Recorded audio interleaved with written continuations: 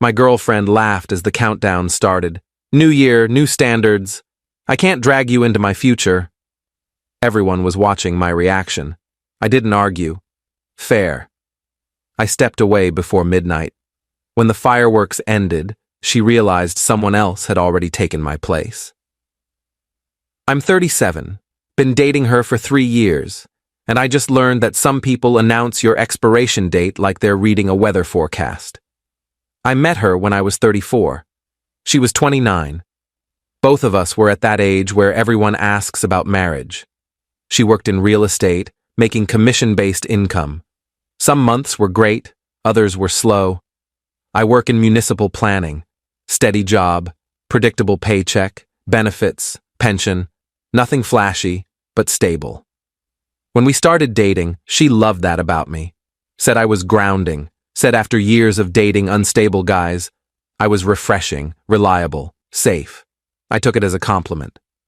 Looking back, maybe I should have questioned what safe really meant to her. But at the time, I was just happy to be appreciated for who I was. 3 years in, we'd fallen into a comfortable rhythm. Dinner most nights. Her place or mine. Talked about moving in together. Talked about marriage vaguely. Nothing concrete, but the conversation was there. We'd looked at apartments together, discussed neighborhoods, made plans that felt real and permanent. Then 6 months ago, things shifted. She got a big listing, luxury property. Her commission was substantial, more than she'd made in a year combined. Suddenly she was talking differently, about upgrading her car, about moving to a better neighborhood, about leveling up her life. She bought new clothes, started going to different restaurants, changed her hair, got a gym membership at an exclusive place downtown. I was happy for her. Success is good. Watching someone you love achieve their goals should feel rewarding. But with the success came new friends, other successful agents, people who drove expensive cars and took weekend trips to resorts, people who talked about investments and second properties, people who made her feel like her previous life, including me, wasn't enough anymore. And slowly, I became less grounding and more holding her back. She started making comments, little ones at first. You should really update your wardrobe. Your car is so practical. Don't you ever want something fun? Municipal planning. That's like bureaucracy, right? I'd brush them off. Tell myself she was just excited about her success, that it would balance out. But the comments got more frequent, more pointed, more painful. Why don't you look into private sector planning? The money's better. Your friends are so normal. Don't you know anyone interesting? When's the last time you took a real risk? Each comment felt like a small paper cut. Individually, nothing major. Collectively, they were bleeding me dry. Last month, she invited me to a party with her new real estate circle. Upscale bar, expensive drinks. Everyone was dressed like they'd just left a yacht. I wore slacks and a button-down. Nice, but not designer. I felt out of place immediately. Her friends were polite but dismissive. Asked what I did, then lost interest when I explained. One guy actually said, "Oh, government work. That's nice, stable." Like it was a participation trophy, like I'd chosen the consolation prize career. My girlfriend barely talked to me all night. Was busy networking, laughing too loud, touching arms, playing the game. When she did come over, she'd pull me aside. Try to engage more. You're being quiet. I don't know these people, and they're not particularly interested in knowing me. You're not trying. Ask about their work. Show interest. I did. They're not interested in mine. Because you're not presenting it right. Make it sound more impressive. It is what it is. I'm not going to oversell my job. That's your problem. You don't know how to sell yourself. The night ended poorly. We argued in the car. She said I embarrassed her. I said her friends were shallow. We didn't speak for 2 days. When we finally did, she acted like nothing had happened, like the argument had been my overreaction and we should just move past it. Things got better briefly. Then came the New Year's Eve party. She'd been talking about it for weeks. Another real estate colleague was hosting, rooftop venue, catered, open bar, black tie optional. She bought a new dress, spent a fortune, told me I needed to rent a tux. For a party? For this party. Everyone will be dressed up. You need to look the part. I have a suit. Nice one. That's not enough. This isn't a business meeting. This is an event. I rented the tux. Cost me $200 for one night. Put it on. Looked fine. Felt ridiculous.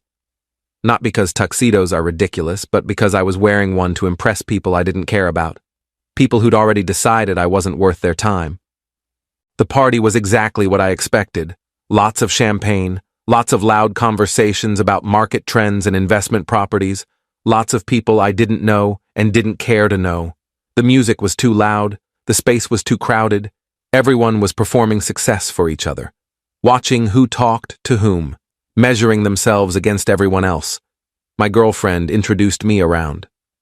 This is my boyfriend. He works in city planning. Every time. City planning.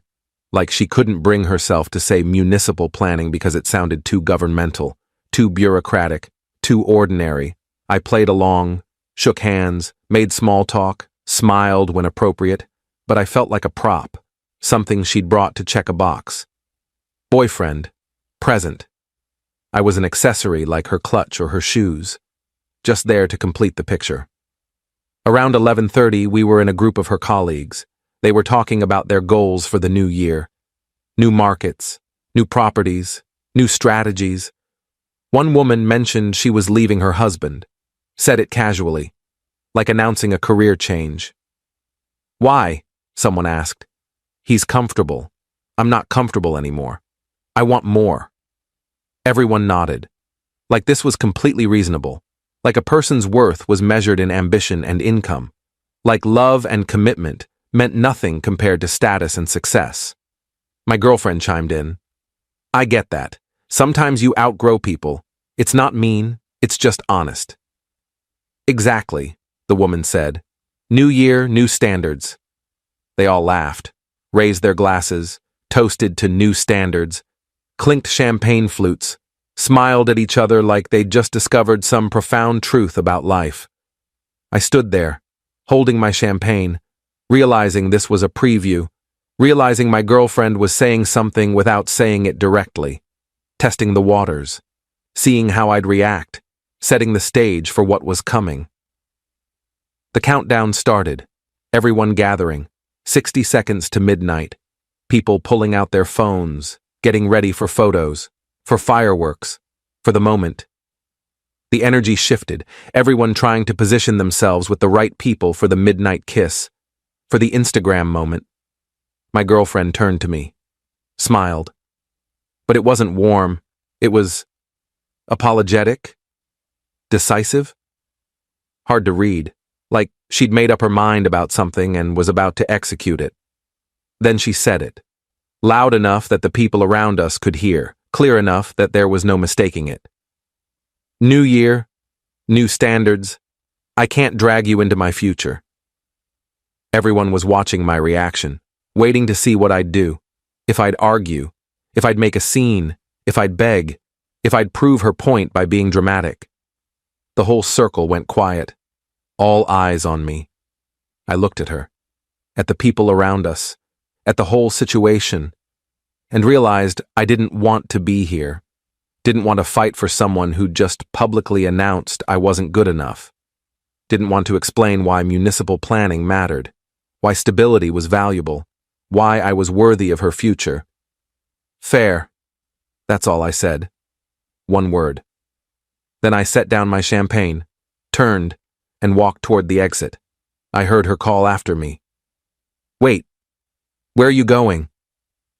I didn't answer, just kept walking, down the stairs, out of the building, into the cold December night. Could hear the countdown continuing behind me.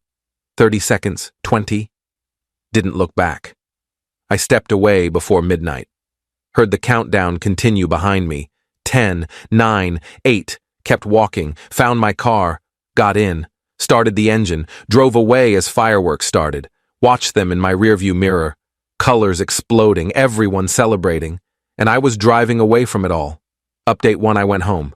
My apartment, quiet, empty, sat on my couch, took off the ridiculous tux, changed into sweats, opened a beer, put on some music, something calm, not festive, just background noise to fill the silence. My phone started buzzing. Her, calling, texting. Where did you go? Come back. Don't be dramatic. We need to talk. I didn't respond. Just turned off my phone. Watched TV. Some movie I'd seen before. Didn't really watch it. Just needed noise. Needed distraction. Needed to not think about what had just happened. Fell asleep on the couch. Woke up New Year's Day around 10 a.m. Turned on my phone. 37 messages. She'd gone from confused to angry to apologetic to demanding. The progression was almost predictable. Last message. I'm coming over. We need to discuss this like adults. I texted back. No, don't come over. We're done. Don't be ridiculous. I didn't mean it like that. You meant it exactly like that. You said it in front of everyone. You made your decision. I'm accepting it. It was a joke. Everyone was making jokes. It wasn't a joke. It was a statement. You've been building to it for months. Last night you just said it out loud. You're overreacting. I'm done. Keep the tux rental receipt. Consider it a breakup gift. She tried calling. I didn't answer. She showed up at my apartment anyway. I didn't open the door. Stood there listening to her knock, hearing her voice through the wood, not moving. I know you're in there.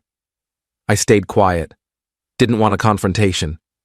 Didn't want to give her the satisfaction of my reaction. We've been together 3 years. You're going to throw that away over a stupid comment? I opened the door. She looked relieved, like I was finally being reasonable, like I'd come to my senses. It wasn't one comment. It's been 6 months of comments, of you making it clear I'm not enough, not ambitious enough, not impressive enough, not whatever enough. Last night you just made it official. I was caught up in the moment. My friends were talking and I joined in. I didn't mean it about you. You specifically said you can't drag me into your future. How is that not about me?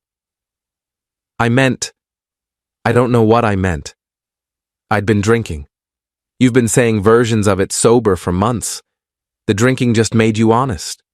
So that's it? You're ending us? You ended us. I'm just accepting the terms. I don't want to break up. Then you shouldn't have told a room full of people that I'm not part of your future. Actions have consequences. She started crying. Please, let's just talk. Work this out. There's nothing to work out. You've made it clear who I am isn't enough for who you're becoming. That's fine. Go become that person, just not with me. Where does this leave us? Nowhere. We're done. Please leave. She stood there, then left. I closed the door, locked it. Felt nothing. Not sad, not angry. Just tired. Exhausted from months of trying to be enough. Relieved that I didn't have to try anymore. Update 2. The next few days were quiet. She tried reaching out. I didn't respond. Changed my routine. Avoided places she might be. Just wanted space. Needed time to process, to figure out what I actually wanted. Then her friends started messaging. The woman from the party, the one leaving her husband. You should reconsider. She's really upset. She made her choice public. I'm respecting it. She didn't mean it. You're being stubborn. She said I wasn't part of her future. I believed her. How is that stubborn? Everyone says things they don't mean. At New Year's parties, in front of crowds, that's not a slip. That's a statement. She stopped responding. Another friend tried. She's devastated. She really loves you. She loves stability. She loves the idea of a boyfriend. She doesn't love me. If she did, she wouldn't have said what she said. People make mistakes. People also tell the truth when they're surrounded by people who think like them. She was in her element. She said what she actually thinks. I just listened. That one gave up too. On day 5, she showed up at my workplace, waited outside, caught me at lunch. I saw her standing there. Could have gone out the back. Chose not to. Better to handle it now than keep avoiding it. We need to talk. We don't. I made a mistake. A huge mistake. I'm sorry. Okay, apology accepted. Goodbye. That's it? You're not going to give me another chance? For what? To spend another 6 months being told I'm not enough? To wait for the next party where you announce it again? I won't do that again. You're right. Because we won't be together. You're being cruel.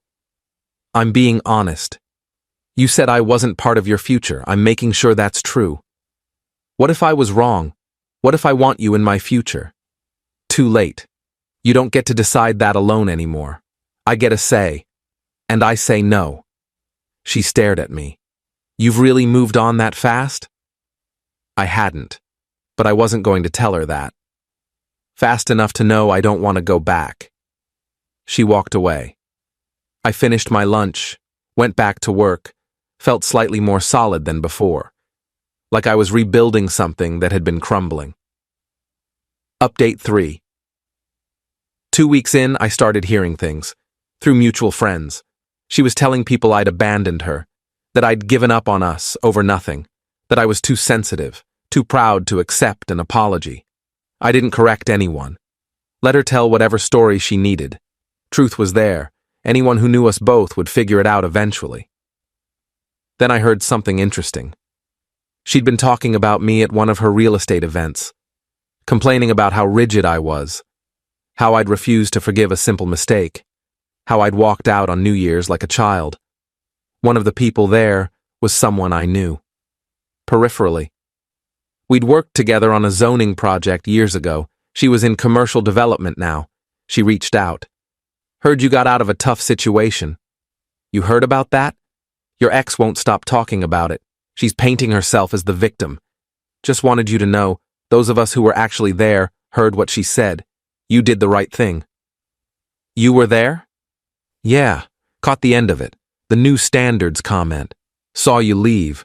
Thought it was the most dignified exit I've ever seen. Thanks. Didn't feel dignified. It was.